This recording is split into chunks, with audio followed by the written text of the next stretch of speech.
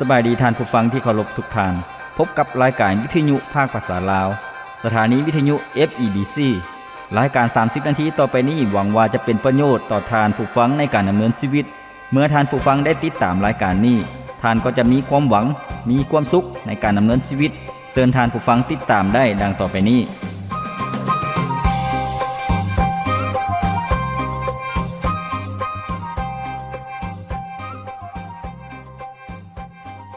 สุขสบายดีพ่อแม่พี่น้องท่านผู้ฟังที่เคารพรักทุกท่านพบกันอีกเช่นเคยกับรายการชีวิตนี้ยังมีความหวังข้าพเจ้าพรประเสริฐผู้ดำเนินรายการ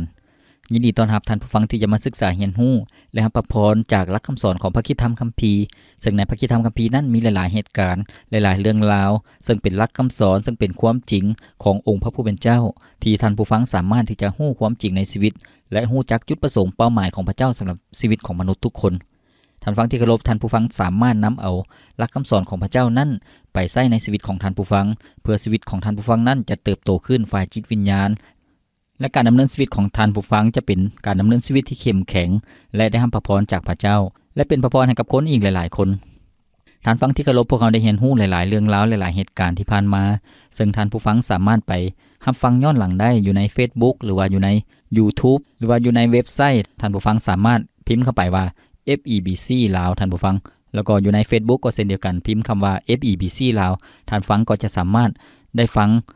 รายการครบข้อตั้งแต่เริ่มต้นจนถึงปัจจุบันซึ่งมีหลายๆหัวข้อซึ่งปัจจุบันนี้ก็มีหลายก่อน70เรื่องแล้วท่านผู้ฟังท่านฟังที่เคารพในช่วงนี้พวกเขาได้เรียนรู้เรื่องราวในหัวข้อภาคส่วนใหญ่ที่มีชื่อว่าจากการทรงสร้างของพระเจ้าจนถึงชีวิตนิรันดรเป็นเรื่องราวที่พวกเขาจะได้เรียนรู้ตั้งแต่การที่พระเจ้าเริ่มสร้างโลกนี้สร้างจักรวาลสร้างมนุษย์แล้วก็เหตุการณ์ต่างๆอยู่ในพระคัมภีร์เดิมจนถึงเหตุการณ์ต่างๆในพระคัมภีร์ใหม่ซึ่งเหตุการณ์ต่างๆนั้นมีจุดศูนย์กลางคือพระเยซูเจ้าท่านผู้ฟังฉะนั้นเป็นเหตุการณ์ตั้งแต่การที่พระเจ้าทรงสร้างโลกจนถึงโลกนี้สิ้นสุดหรือว่าโลกนี้อวสานพระเยซูเจ้าจะเสด็จกลับมาท่านฟังที่เคารพมื้อนี้พวกเขาจะได้เรียนรู้ในเรื่องที่มีชื่อว่าการเกิดของพระเยซูคริสต์เจ้าการเกิดของพระเยซูคริสต์เจ้านั่นปรากฏอยู่ในพระธรรมมัทธิวบทที่1ข้อที่18ถึงข้อที่25พระธรรมมัทธิวบทที่1ข้อที่18ถึงข้อที่25ก็ได้ปรากฏเรื่องราวและเนื้อหาดังต่อไปนี้เรื่องราวการเกิดของพระเยซูคริสต์เจ้าเป็นดังนี้มารีแม่ของพระองค์เป็นคู่หมั่นของโยเซฟก่อนที่ทั้งสองได้อยู่กินร่วมกันนางได้ตั้งท้องแล้วด้วยฤทธิ์เดชของพระวิญญาณบริสุทธิ์เจ้าฝ่ายโยเซฟคู่หมั่นของมารีเป็นคนดีมีศีลธรรม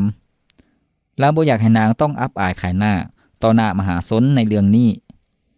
ดังนั้นเราจึงตัดสินใจจะถอนมันเสียอย่างลับๆแต่ในขณะที่โยเซฟคิดถึงเรื่องนี้อยู่ก็มีเทวดาขององค์พระผู้เป็นเจ้าตนหนึ่งได้มาปรากฏต่อเราในความฝันและกล่าวว่าโยเซฟลูกดาวิดเอ้ยอย่าสุย่านที่จะหับเอานางมารีมาเป็นเมียของเจ้าการที่มารีตั้งท้องนั้นก็มีโดยฤทธิ์เดชของพระวิญญาณบริสุทธิ์เจ้า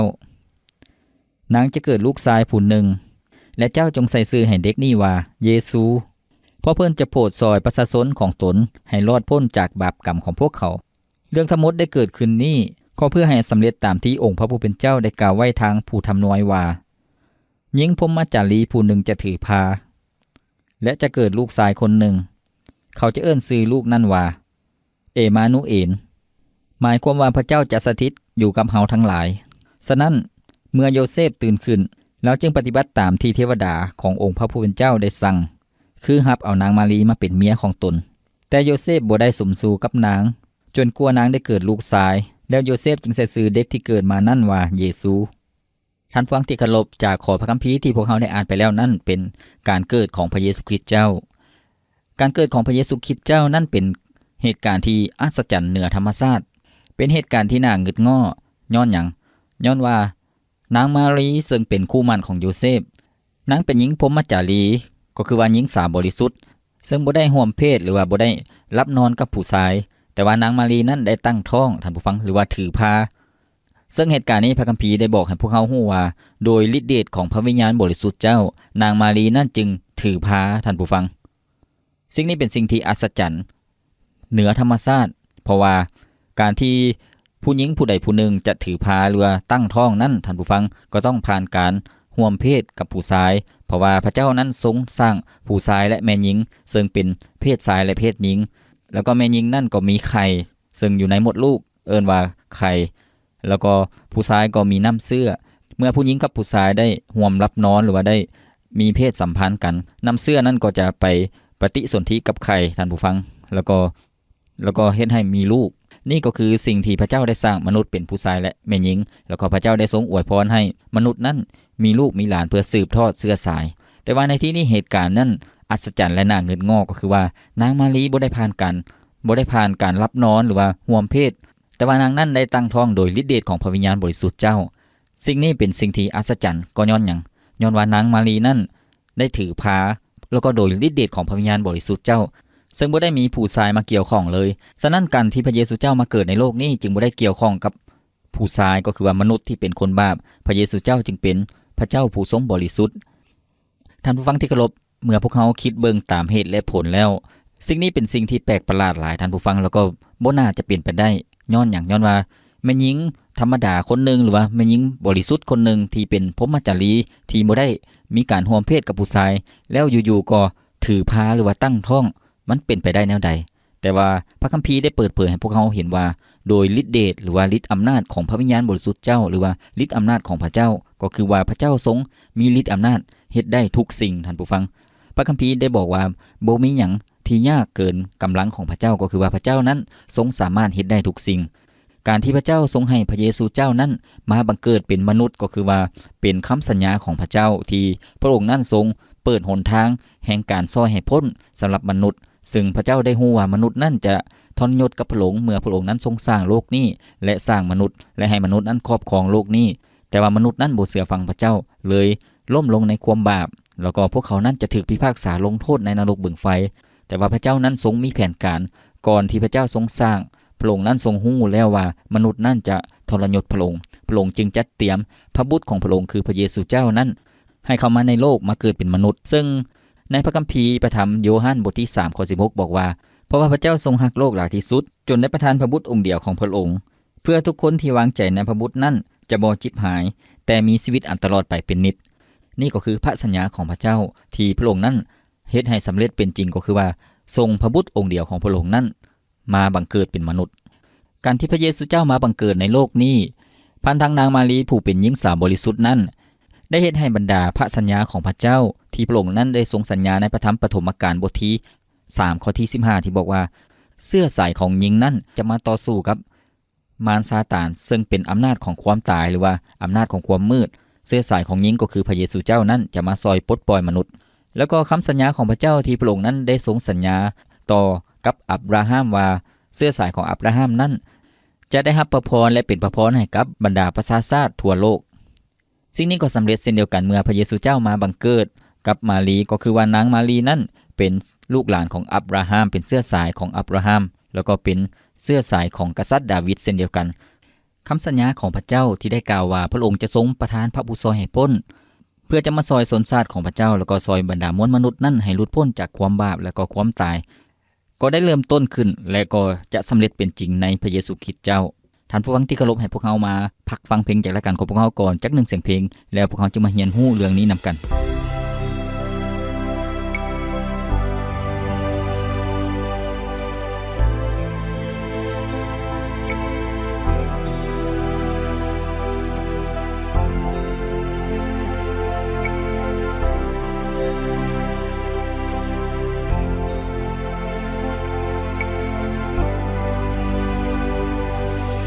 Christmas เป็นเวลา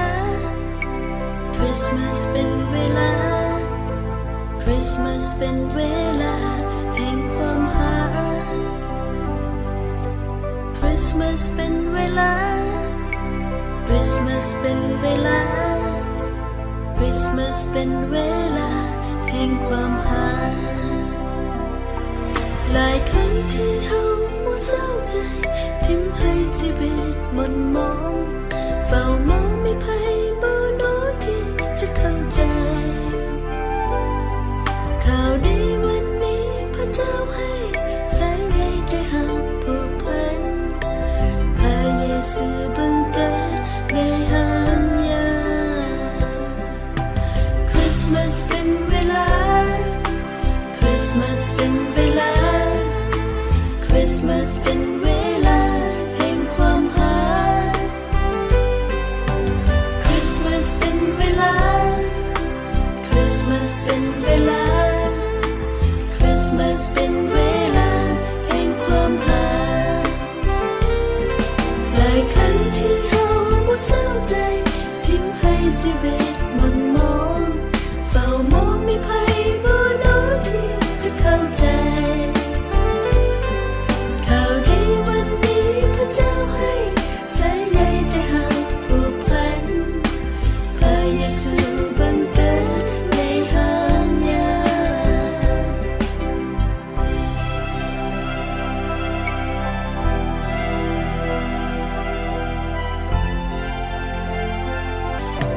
Christmas is the time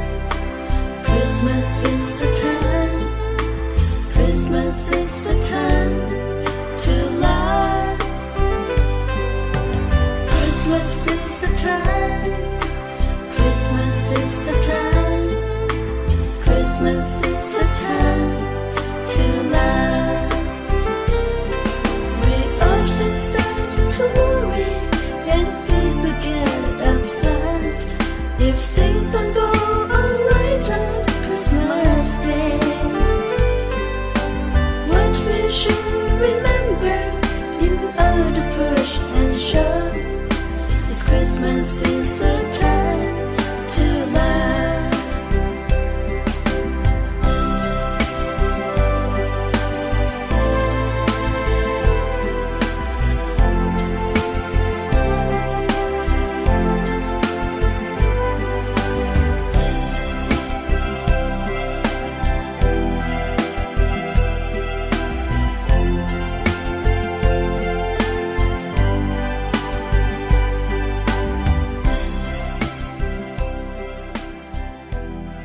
ท่านฟังที่เคารพจากพระคัมภีร์ที่พวกเราอ่านไปก็คือว่านางมารีเป็นคู่หมั่นกับโยเซฟทั้งสองคนยังบ่ได้แต่งงานกันยังบ่ได้สมสู่หรือว่ายังบ่ได้รับนอนร่วมกันแต่ว่านางมารีนั้นได้ตั้งท้องหรือว่าถือพาแล้วซึ่งในธรรมเนียมของคนยิวในเวลานั้นถ้าคู่หมั่นถ้าผู้หญิงกับผู้ชายเป็นคู่หมั่นแล้วก็ถ้าผู้หญิงนั้นถือพาแสดงว่าผู้หญิงนั้นได้ผิดกฎบัญญัติหรือว่าได้มีสู้หรือว่าได้รวมประเวณีกับคนอื่นฉะนั้นคนที่ถือพาต้องถูกลงโทษให้ถึงตายก็คือว่าถูกจับออกไปนอกเมืองหรือว่านอกหมู่บ้านแล้วก็จะถูกเอาก้อนหินดึกใส่ก้อนหินขว้างใส่จนตายนั่นก็คือการลงโทษเมื่อได้เห็นความผิดแต่ว่าในที่นี้นางมารีบ่ได้รวมประเวณีหรือว่าบ่ได้นอกใจคู่มั่นแต่ว่านางมารีได้ตั้งท้องโดยฤทธิ์เดชของพระวิญญาณบริสุทธิ์ฉะนั้นโยเซฟจึงอยากซอยมารีก็คือว่าอยากถอนมั่นอย่างลับๆเพื่อบ่ให้นางมารีนั้นได้รับการลงโทษจากกฎบัญญัติของคนยิวเพราะว่าเบื้องต้นโยเซฟคิดว่านางมารีนั้นอาจจะมีผู้ชายคนอื่นโยเซฟบ่ฮู้ว่านางมารีนั้นมีลูกกับไผแต่ในที่นี้เทวดาของพระเจ้าได้มาแจ้งข่าวให้กับโยเซฟซึ่งในความฝันและกล่าวว่าโยเซฟลูกดาวิดเอ้ยอย่าสุญญานที่จะรับเอานางมารีมาเป็นเมียของเจ้าการที่นางมารีตั้งท้องนั้นก็มีโดยฤทธิ์เดชของพระวิญญาณบริสุทธิ์เจ้านางจะเกิดลูกชายผู้หนึ่งและเจ้าจงใส่ชื่อเด็กนั้นว่าเยซูเพราะเพิ่นจะซอยโปรดประชาชนของตนให้รอดพ้นจากบาปกรรมของพวกเขาท่านฟังนี้ก็คือการเปิดเผยของเทวดาของพระเจ้าได้มากล่าวกับโยเซฟเพื่อให้โยเซฟมั่นใจว่านางมารีบ่ได้นอกใจแต่ว่านางมารีนั้นได้ถือพาโดยฤทธิ์เดชของพระวิญญาณบริสุทธิ์เจ้าเป็นจุดประสงค์ของพระเจ้าฉะนั้นจงตั้งชื่อเด็กนั้นว่าเยซูชื่อนี้มีความหมายท่านผู้ฟังคำว่าเยซูก็คือในภาษาเฮบรูมาจากคำที่มีชื่อว่าเยซูอาหรือว่าโยซวยซึ่งมีความหมายที่ชัดเจนก็คือว่าพระเจ้าทรงเป็นความพ้นท่านผู้ฟังนี่ก็คือความหมายของชื่อคำว่าเยซูหรือว่าโยซวยหรือว่าเยซูอาก็คือว่าพระเจ้าทรงเป็นความพ้นฉะนั้นท่านผู้ฟังในพระคัมภีร์คำว่าเยซูก็คือพระผู้ซอยให้พ้นนั่นเองท่านผู้ฟังสิ่งนี้ได้สำเร็จเป็นจริงตามคำทำนวยของผู้ประกาศพระธรรมเอสยาห์ซึ่งเพิ่นได้ประกาศทำนวยให้ประชาชนของพระเจ้าก่อนที่พระเยซูเจ้าจะเสด็จมาเกิด700 ปีก่อนที่พระเยซูเจ้าจะเสด็จมาเกิดซึ่งในพระธรรมเอสยาห์ได้กล่าวไว้ว่าหญิงพรหมจารีผู้หนึ่งจะถือพาและเกิดลูกชายคนหนึ่งเขาจะเอิ้นชื่อลูกนั้นว่าเอมานูเอลหมายความว่าพระเจ้าสถิตอยู่กับเฮาทั้งหลายท่านฟังที่เคารพ คำทำนายนี้ได้สำเร็จเป็นจริงคำว่าเอมานูเอลก็คือว่าพระเจ้าทรงอยู่กับมนุษย์นั่นเองท่านผู้ฟังการที่พระเยซูเจ้ามาบังเกิดเป็นมนุษย์ก็คือว่าพระเยซูเจ้านั้นจะสิ้นพระชนม์หรือว่าตายอยู่เทิงไม้กางเขนเพื่อจะไถ่บาปของมวลมนุษย์ทั้งปวงให้ได้รับความพ้นจากบาปกรรมหรือว่าการลงโทษท่านผู้ฟังพระเยซูเจ้ามาเกิดเป็นมนุษย์พระองค์นั่นจึงเข้าใจความเป็นมนุษย์พระองค์มีความรู้สึกพระองค์นั่นมีความอยากพระองค์มีความอิดเมื่อยพระองค์นั่นมีอารมณ์แต่ว่าพระองค์นั้นทรงเป็นพระเจ้าผู้ทรงบริสุทธิ์เพราะว่าบ่ได้มาเกิดจากเสื้อของผู้ชายแต่ว่ามาเกิดโดยฤทธิ์เดชของพระวิญญาณบริสุทธิ์เจ้าฉะนั้นพระเยซูเจ้าจึงเอิ้นพระเจ้าว่าพระบิดาเงื่อนไขของผู้ที่จะเป็นผู้ไทยของมวลมนุษย์และนำความพ้นมาสู่มวลมนุษย์นั่นก็ต้องมีเงื่อนไขดังนี้ก็คือว่าต้องเป็นมนุษย์ 100% ที่ปราศจากความผิดบาปเป็นมนุษย์ที่บริสุทธิ์และปราศจากความผิดบาปแล้วก็ต้องเป็นพระเจ้า 100% ท่านผู้ฟังฉะนั้นองค์พระเยซูเจ้าพระองค์จึงเป็นมนุษย์ 100% และพระองค์นั้นทรงเป็นพระเจ้า 100% นี่ก็คือพระองค์นั้นมี2พระลักษณะหรือว่ามีธรรมชาติในการเป็นมนุษย์ 100% แล้วก็เป็นพระเจ้า 100% ในบุคคลเดียวกันก็คือองค์พระเยซูเจ้าท่านฟังที่เคารพในที่นี้มีหลายๆทฤษฎีที่พยายามอธิบายคัดจากความเป็นจริงในพระคัมภีร์ก็คือว่าบางทฤษฎีพยายามอธิบายว่าพระเยซูเจ้านั้นเป็นมนุษย์และบ่แม่นพระเจ้าเมื่อพระเยซูเจ้าพยายามถือศีลแล้วก็รักษาบัญญัติของพระเจ้าหรือว่าพยายามประพฤติตนแล้วก็จะมีการเลื่อนขั้นขึ้นมาแล้วก็กลายจากมนุษย์ธรรมดาก็กลายเป็นพระเจ้าอันนี้ก็คือทฤษฎีที่อธิบายว่าพระเยซูเจ้าบ่ได้เป็นพระเจ้าแต่เป็นมนุษย์แต่กลายเป็นพระเจ้าแล้วก็ยังมีอีกทฤษฎีหนึ่งที่พยายามอธิบายว่าพระเยซูเจ้านั้นบ่ได้แม่นมนุษย์แต่พระเยซูเจ้าเป็นพระเจ้าที่มาในหางมนุษย์คล้ายๆคือกันครับวัฒนธรรมของคนกรีกท่านผู้ฟังที่อธิบายเกี่ยวกับเทพเจ้าซีอูสที่มาในหางของมนุษย์ซึ่งเป็นเทพในที่นี้ก็เป็นสิ่งที่ขัดกับพระคัมภีร์การที่อธิบายว่าพระเยซูเจ้านั้นบ่ได้เป็นมนุษย์แต่เป็นพระเจ้านั้นเป็นสิ่งที่ขัดกับความจริงในพระคัมภีร์เพราะว่าถ้าเป็นแต่พระเจ้าบ่ได้เป็นมนุษย์ก็บ่สามารถตายอยู่เทิงไม้กางแขนได้ในพระคริสตธรรมคัมภีร์ได้เปิดเผยให้พวกเขาเห็นอย่างชัดเจนว่าพระเจ้าองค์เที่ยงแท้ได้มาบังเกิดเป็นมนุษย์แล้วก็อยู่ท่ามกลางมนุษย์นั่นก็คือพระเยซูเจ้าท่านผู้ฟังการที่พระเยซูเจ้ามาเกิดเป็นมนุษย์เพราะว่าพระองค์นั้นจะทรงเป็นพระผู้ซอยให้พ้นของมนุษย์ทั้งปวงและไถ่มนุษย์ทั้งปวงเพราะพระเจ้าทรงรู้ว่ามนุษย์นั้นบ่สามารถที่จะซอยตนเองให้หลุดพ้นออกจากค่าจ้างแห่งความบาปก็คือความตายนั่นอยู่ในนรกบึงไฟมนุษย์บ่มีความสามารถมนุษย์หมดหนทางที่จะซอยตนเองให้ได้รับความพ้นจากนรกบึงไฟจากการพิพากษาตัดสินลงโทษและบ่สามารถที่จะเข้าแผ่นดินสวรรค์ได้ฉะนั้นพระเจ้าจึงมีหนทางเดียวเปิดหนทางสำหรับมนุษย์ที่จะซอยมนุษย์ให้คืนดีกันกับพระเจ้าได้ก็คือว่าให้พระเยซูเจ้ามาบังเกิดแล้วก็สิ้นพระชนม์หรือว่าตายอยู่เทิงไม้กางแขนเพื่อคนที่เชื่อวางใจในพระเยซูเจ้าก็จะได้รับชีวิตใหม่เพราะว่าอย่างท่านผู้ฟังเพราะว่าศัตรูตัวห้ายกาจหรือว่าศัตรูตัวสำคัญสำหรับมนุษย์ทั้งปวงก็คือความผิดแล้วก็ความบาปนั่นเองท่านผู้ฟังที่เฮ็ดให้มนุษย์นั้นเป็นทาสของความบาปฉะนั้นพระเยซูเจ้าจึงมาเพื่อปลดปล่อยมนุษย์ให้หลุดพ้นออกจากความบาปและเพื่อปลดปล่อยมนุษย์ออกจากอำนาจของผีมารชั่วร้ายต่างๆหรือว่าความบาปกรรมต่างๆหรือว่าคำสาปแช่งต่างๆฉะนั้นหากพวกเขาที่จะอยากหลุดพ้นออกจากความบาปได้นั้นต้องเพิ่งพาพระเยซูเจ้าเท่านั้นต้องเพิ่งพาพระเยซูเจ้าก็คือการเชื่อวางใจในพระเยซูเจ้านั่นเองท่านผู้ฟังเพราะว่าหยังเพราะว่าคุณงามความดีบุญกุศลการกระทำของพวกเขาการสะสมต่างๆนั้นบ่สามารถที่จะให้พวกเขานั้นเป็นคนชอบธรรมบ่สามารถที่จะเฮ็ดให้พวกเขานั้นได้รับความพ้นได้มีแต่ทางเดียวคือทางพระเยซูเจ้าเท่านั้นเพราะว่าพวกเขานั้นเป็นคนบาปบ่สามารถเฮ็ดให้ตนเองนั้นเป็นคนบริสุทธิ์ได้เพราะว่ามนุษย์เฮานั้นมีความจำกัดการที่พระเยซูเจ้ามาบังเกิดในโลกนี้เป็นมนุษย์เพื่อตายแทนบาปพวกเขาบ่เพียงแต่ซอยพวกเขาให้หลุดพ้นออกจากความบาปเท่านั้นแต่พระเยซูเจ้ายังทรงให้กำลังใจเฮาประทานสันติสุขให้กับพวกเขาก็คือว่าจิตวิญญาณของพวกเขานั้นได้รับการเต็มอิ่มที่มาจากพระเจ้าพวกเขาจะได้พบกับความสุขอย่างแท้จริงได้รู้จักความจริงของพระเจ้าท่านผู้ฟังที่เคารพแล้วก็สิ่งสำคัญพระเยซูเจ้านั้นบ่เคยปราทิมพวกเขา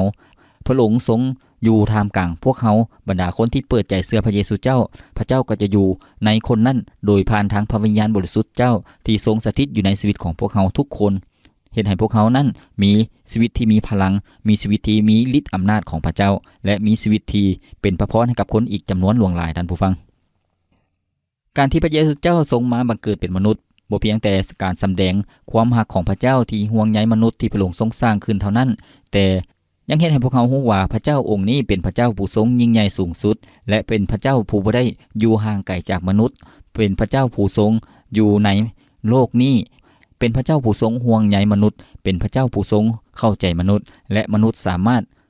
สนทนาสามัคคีธรรมกับพระเจ้าโอ้ล้มกับพระเจ้าได้และให้พระเจ้าทรงนำให้พระเจ้าทรงซอยเหลือในชีวิตของพวกเขาได้พวกเขาสามารถสัมผัสถึงการทรงสถิตหรือว่าการที่พระองค์นั้นทรงประทับอยู่ในชีวิตของพวกเขานำชีวิตของพวกเขาแล้วก็ชีวิตของพวกเขานั้นอยู่ในแผนการอยู่ในน้ำพระทัยจุดประสงค์ของพระองค์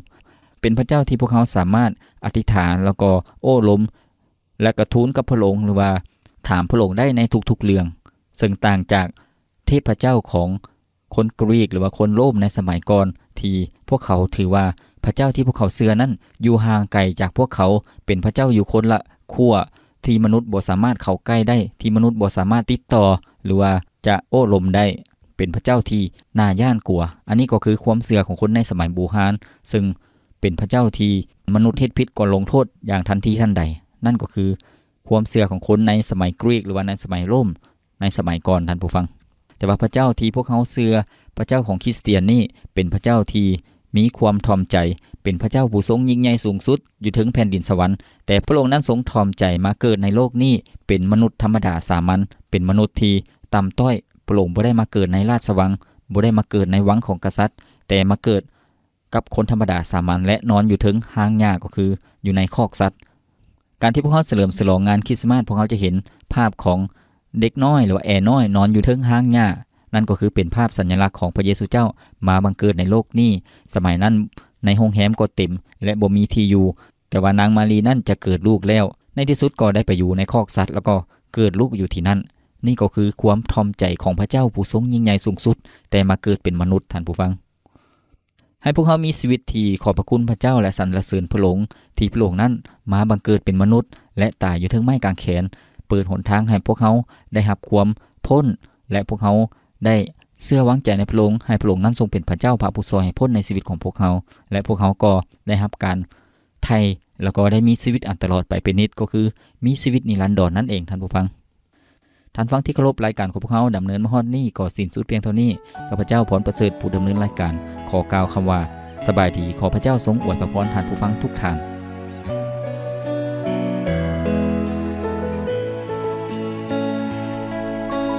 วันเวลาผ่านไปนานนับพันปีที่พระคริสต์ทรงบังเกิดในโลกนี้แต่เป็นเหมือนแค่ผ่านไปเพียงเสี้ยวนาที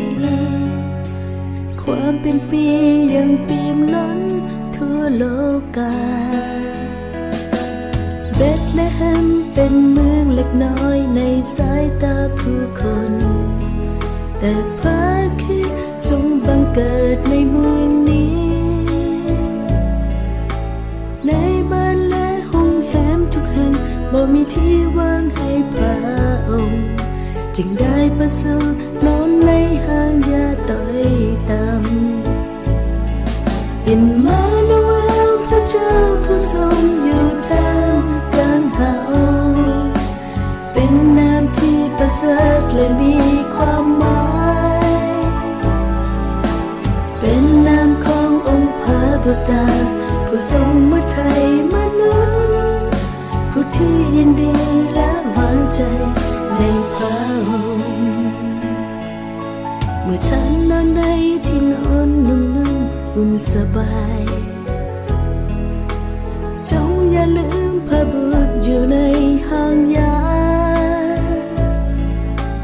ในคืนนี้ท่านนอนอยู่ในห้องที่แสนอบอุ่นให้นึกถึงบุตรน้อยนอนหนาวเย็นกายแม้พระองค์ทรงเป็นพระเจ้ายิ่งใหญ่แต่ยินดีมาลำบากในโลกนี้เพราะความรักพระองค์ที่มีต่อมวลมนุษย์จึงได้ประทานพระบุตรองค์เดียวลงมา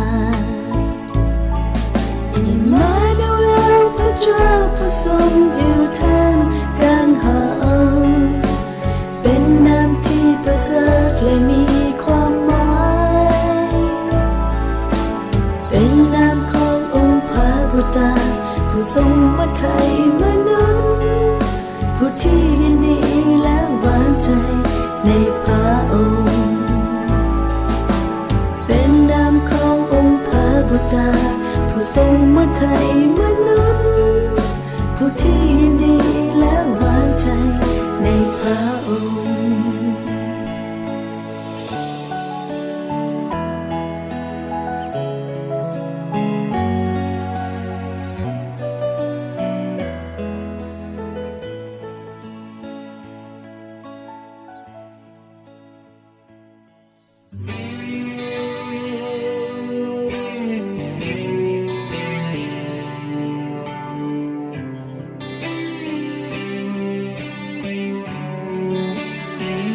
อยู่ในโลกนี้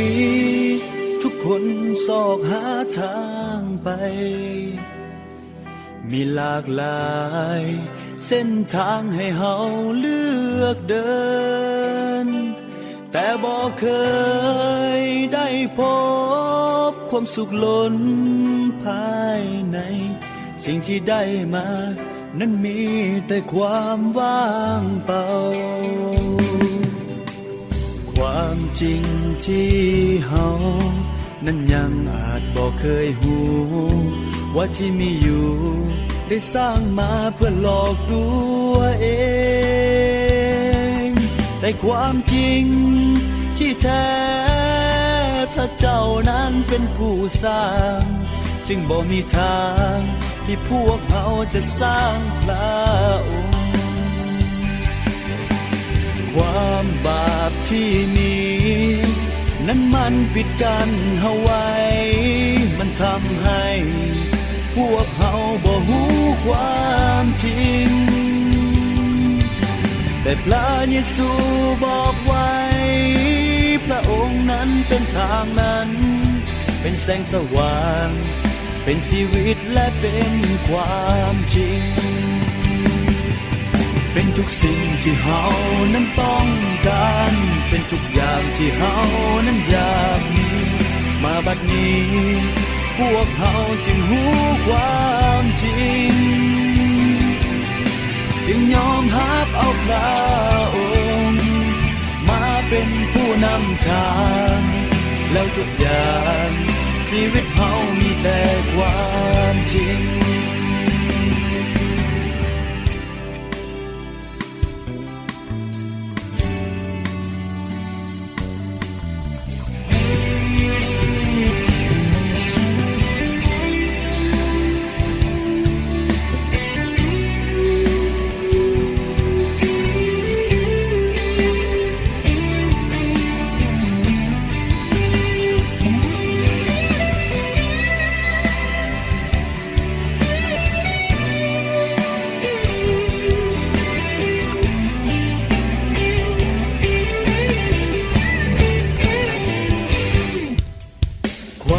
บาปที่มี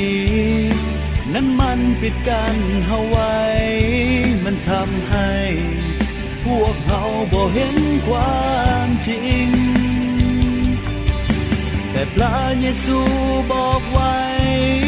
พระองค์นั้นเป็นทางนั้นเป็นแสงสว่าง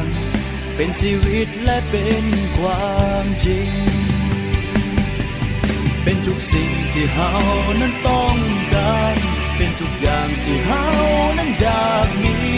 มาบัดนี้พวกเฮาจึงรู้ความจริงเพียงยอมรับเอาพระองค์มาเป็นผู้นำทางแล้วทุกอย่างชีวิตเฮามีแต่ความจริงยังยอมรับเอาพระองค์มาเป็นผู้นำทางแล้วทุกอย่างชีวิตเฮามีแต่ความจริง